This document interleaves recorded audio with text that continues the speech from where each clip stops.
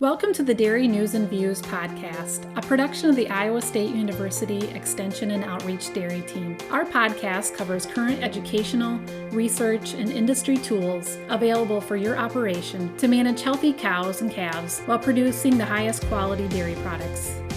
Thank you, Dr. Lobos. A lot of great information. We generated some questions right up. We'll go ahead and take them, and then if you will stop sharing your screen, if folks have questions, we'll just let them unmute and ask questions. So let's go ahead. First question, how does the compaction and drive over piles compare to silo bags? Is it easier or more difficult to appropriately pack in silo bags compared to drive over piles? In general, I mean, you are shooting for a 15, pounds of dry matter per square foot. It's easier to achieve in a bag, but there are sometimes there is a little complication. There is a little bit of an art to make a good bag, right? Because sometimes you want to keep the shape. Like the feeding rate is important.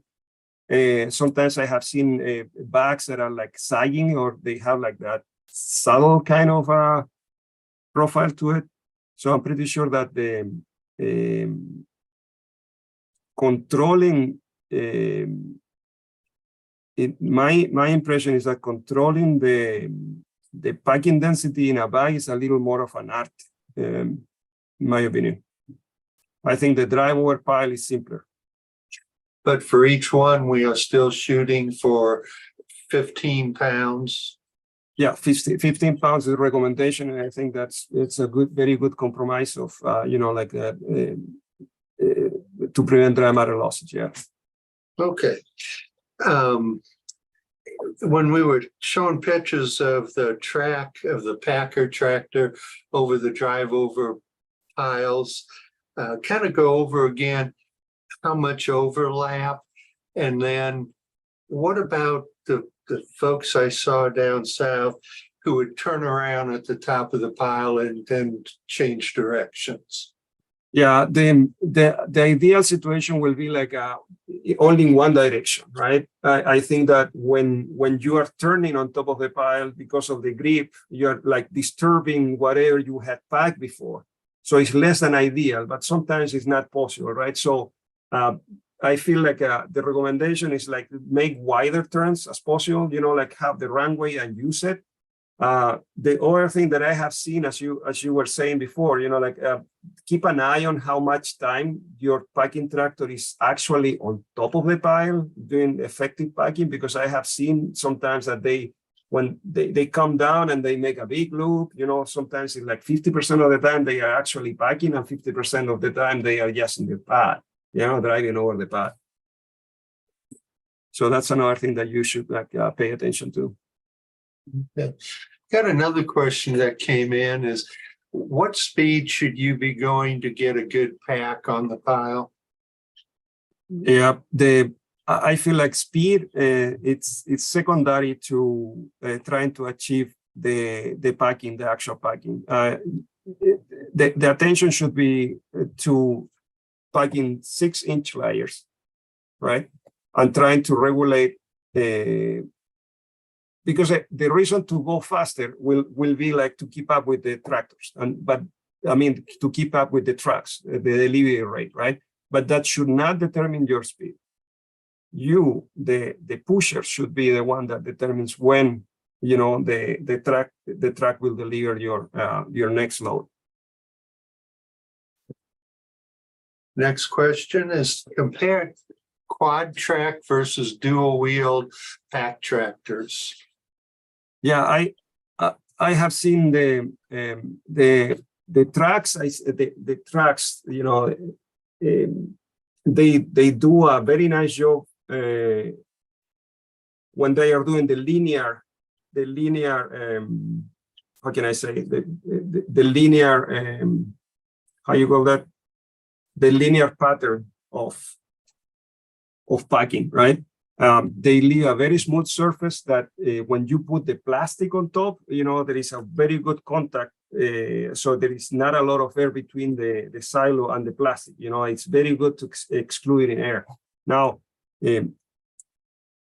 I understand that the tractors are more efficient in terms of packing capacity. For the same weight, the tractor will achieve better compaction compared to a truck. I have a question, and kind of goes back to some of the stuff that Luis was talking about, but I'd like to hear some of Nelson's thoughts as well. We talked about the importance of chop length, the importance of kernel processing. What general recommendations do you have for monitoring some of these key silage factors during harvesting? How often should you be, pulling your cup and looking at kernel processing? How often should you be taking dry matters? What are some of the best practices for monitoring silage during harvest?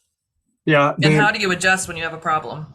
Right. It all depends. I mean, do you own the equipment or is a custom harvester, right? So that you have to keep that in mind, right?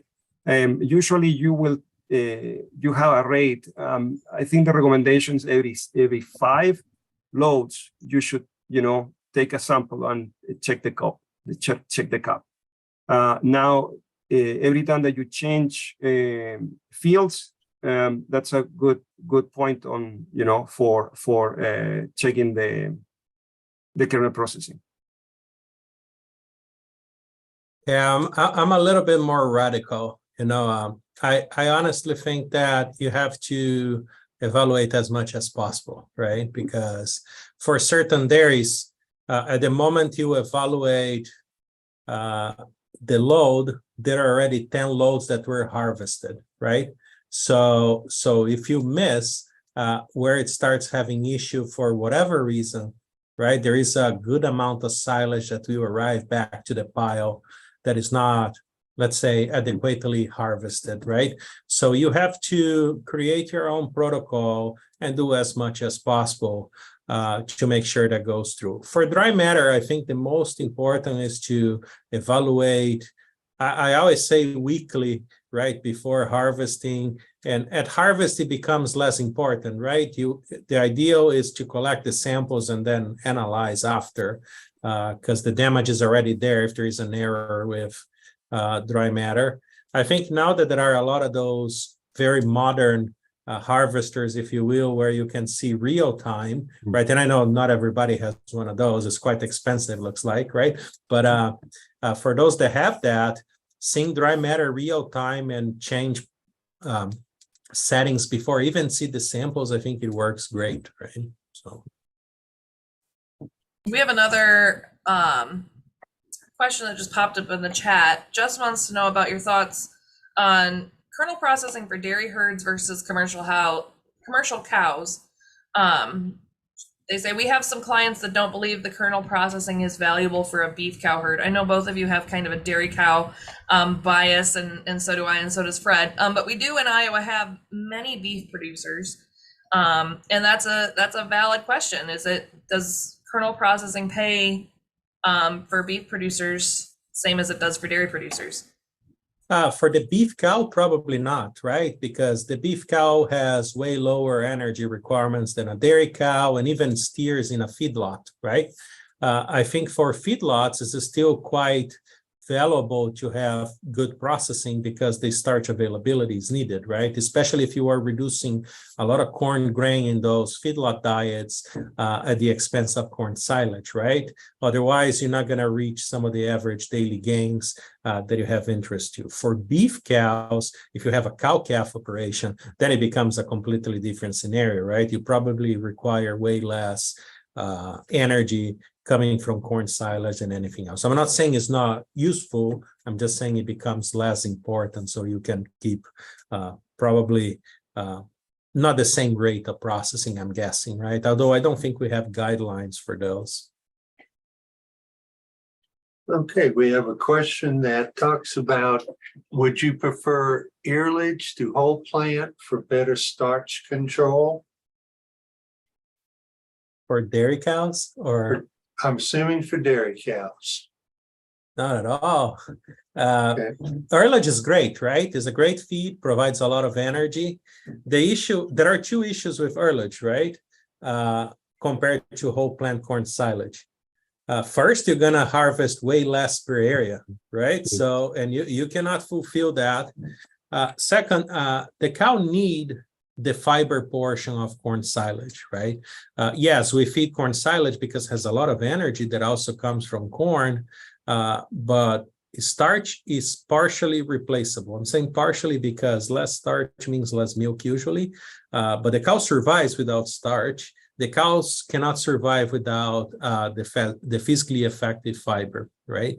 Now, earlage is a great feed, and compared to other feeds like corn grain or high moisture corn, is quite useful, right? Because you harvest more per area than high moisture corn.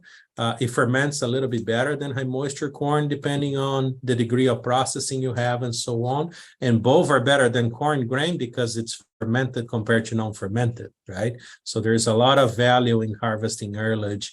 But I think your planning should be focused on all the different feeds rather than focusing on one or another, because I think there is a space for all of those, and all of those have to be harvested with great quality, right? And all brings all its challenges to the table. So Let's flip that and say, okay, for the beef herd. for feedlots, it may be more useful to have earlage, right? Because the earlage has more energy than the corn silage, right? So if you think about traditional feedlots or older feedlots, depending on where you are in the United States, that feeds more corn than corn silage, right? I think the earlage would feed best for some of those conditions, right? And depending on what you consider earlage, right? If you consider the husks or not, that's why I'm saying that. I think there is a difference in what you need in terms of fiber as well, right? But for dairy cows, with the amount of feed they consume, that's what the issue is for physically effective fiber. Yeah, it's you're maximizing the amount of forage you're harvesting per acre, and then how will you replace that fiber? I mean, you can bring in starch, but you cannot bring in fiber easily.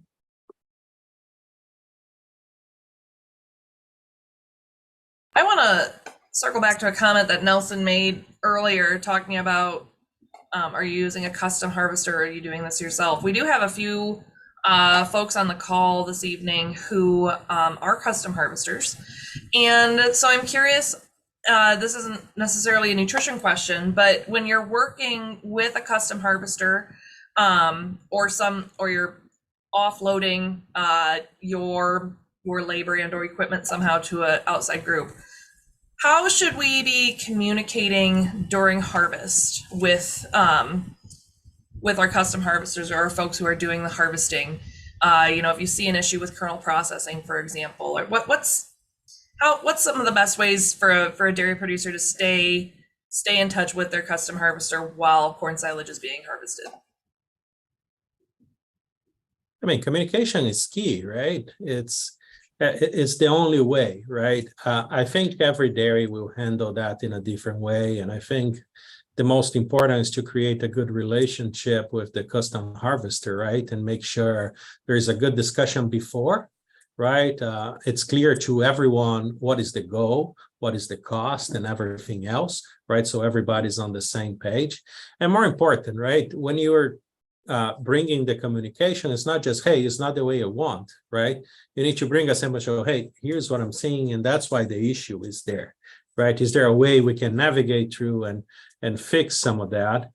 I work with a couple of dairies in Florida that they have the farm team collecting samples from every load and evaluating everything and doing exactly that, right? Some of them use walkie-talkies, some of them just go drive back and forth. I don't know if there is an ideal system. Probably there is an ideal system for each dairy, I'm assuming, right? But I think you have to be creative and figure out the best way. Some will call to each other. I don't know how easy it is to answer the cell phone over and over though, right? But I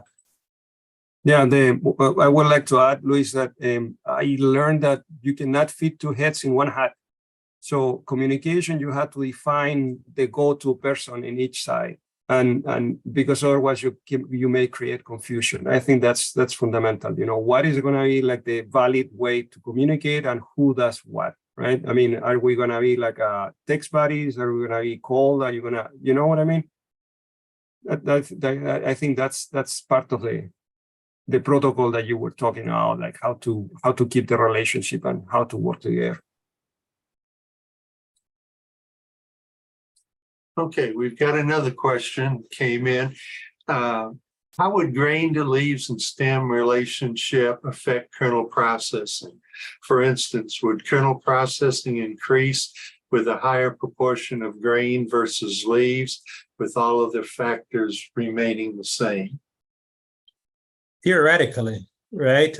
We actually asked this question a while ago, and in theory, if you have less leaf and stain, you're gonna have less coarse particles that could kind of mitigate the breaking of kernels, right?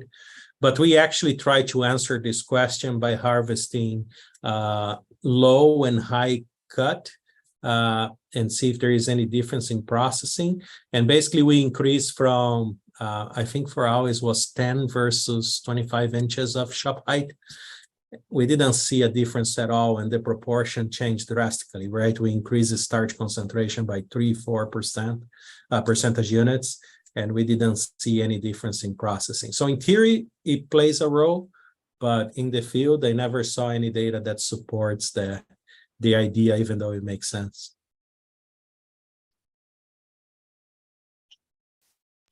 Dr. Lobos, do you have any other thoughts on that?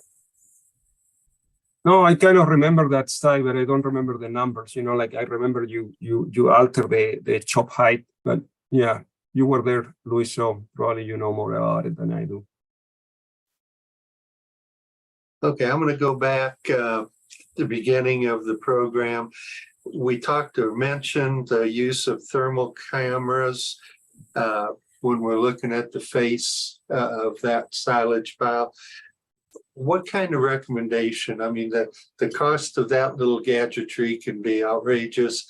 Is there something you recommend that a producer or custom operator, that machinery has to do this, this, and this?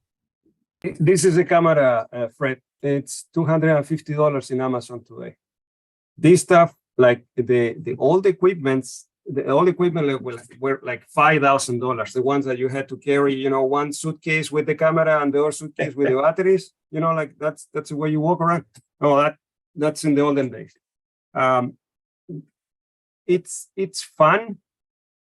I mean, we have a lot of fun with these pictures. Taking pictures of ourselves, people around, and it's fun, right?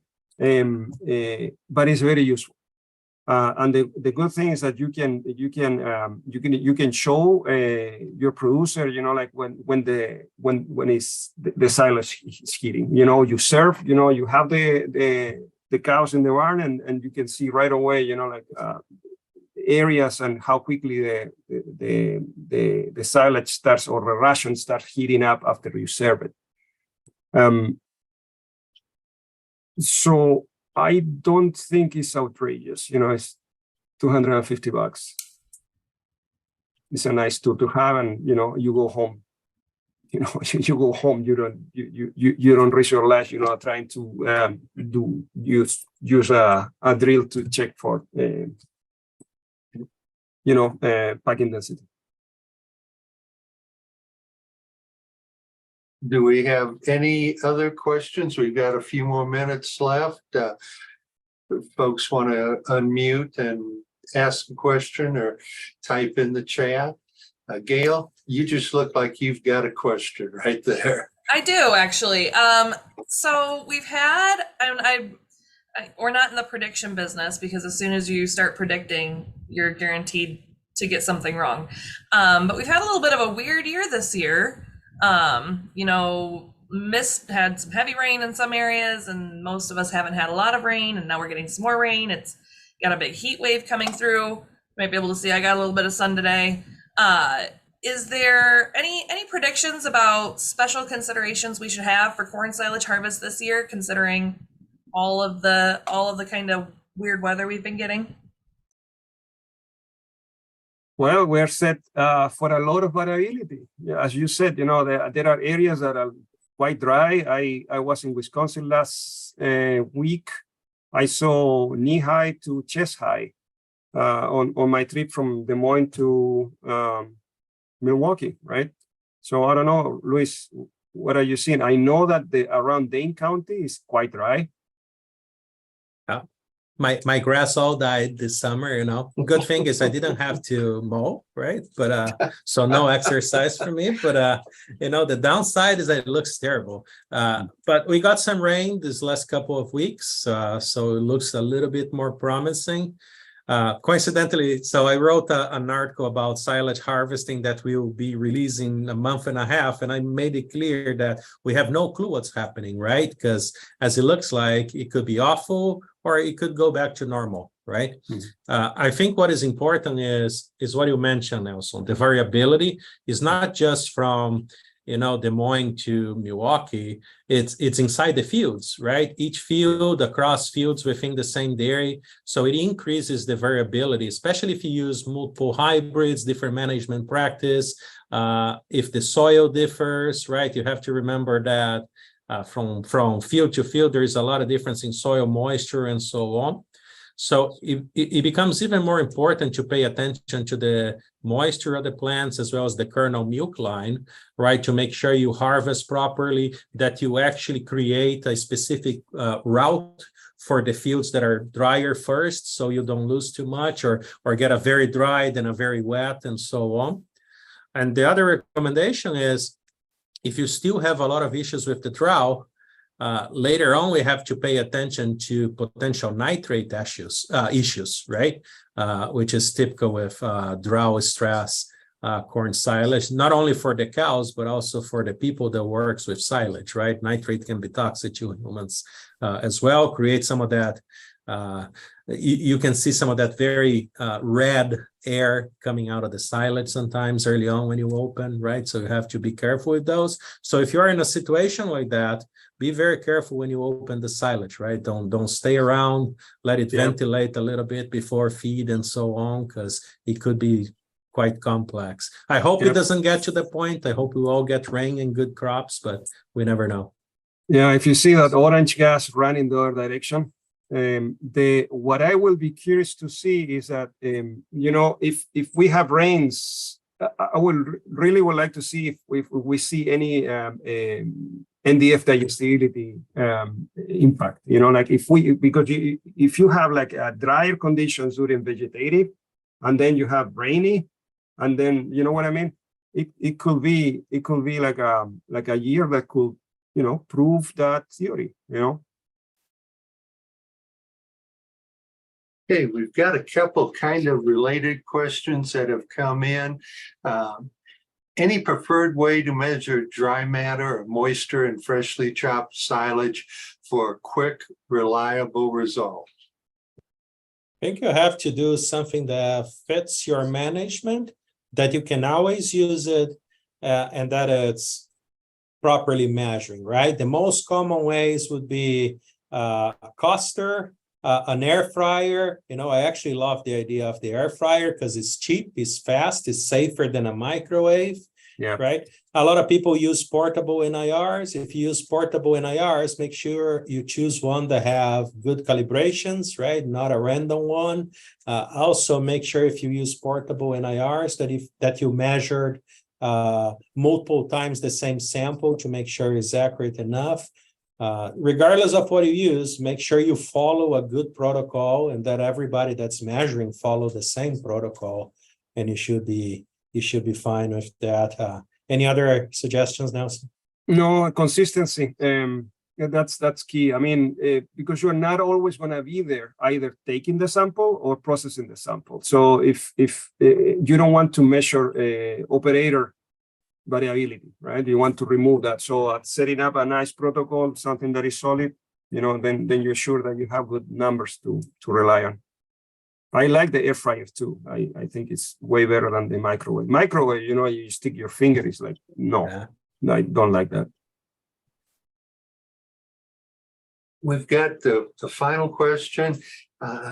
it's there in the chat. I may just have you read that as opposed to me fumbling through there. Yeah, it's a great question about harvesting late maturity silage and if there are any effects on looking at differential speed in kernel processing or the teeth per inch in the kernel processor. Could we just read it out loud, like read the question though, so that as we'll capture it in the recording? Sorry, to be a stickler, but yeah. So when we harvest a little bit later, beyond 40% dry matter, you mentioned that it becomes more important to chop more finely and set the kernel processors tighter. How important would be to also look at differential speed in kernel processors, for example, 50%, and teeth per inch in the kernel processor? I think there is not a lot of research on that. A lot of the research with roll speed differential was done with different processors at different roll speed differentials, which compromise the assessment. I do think that the roll speed differential plays a major role in processing, but I don't have experience telling you exactly what would be the best scenario for each dry matter. For kernel processor settings and shop length, I think is very used to adjust. For roll speed, I would also discuss with some of the dealers or someone that truly understand the processor. I'm sure the custom harvesters have a pretty good grasp on that before making any of those changes as well. I agree.